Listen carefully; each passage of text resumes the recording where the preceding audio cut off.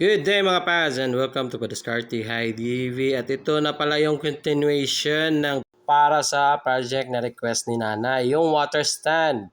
So ang nilagay nating kulay dito mga pads ay kulay puti. Bakit kulay puti? Para presentable. Tsaka nagmamash kasi ang kulay puti sa kahit anong kulay. Especially pag yung pintura ng wall ng bahay ay light like candy tone, pag merong puti, hindi siya nalalayo. So kaya ito yung kulay na ginamit natin mga pads.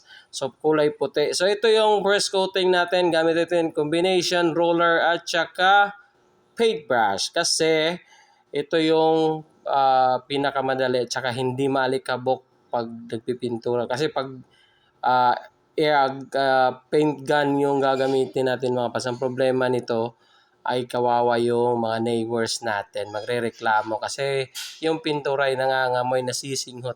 Natatakot silang masira yung mga lungs nila.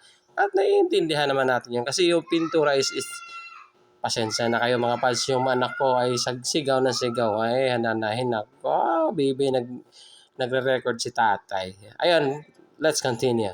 So ayan mga pads, kaya hindi muna ako nag-spray ng paintbrush. Tsaka hindi ito is basta-basta puting kulay. Meron tayong ilalagay dito na medyo i-distract natin yung white color mga pads. So makikita niyo yan pagkatapos ng project na to na ganito yung gagawin natin na i-distract natin yung white color. Kumbaga papatungan natin ng isang magic color. Abangan niyo yan mga pads sa next video natin. Pero sa ngayon, ganito muna ang gagawin ni Mang Pads. Magpa-final coating ng white color sa project natin na water stand ni Nanay. So panoorin niyo lang yung buong video mga pads at dito na lang si Ma'am Ben and bye-bye!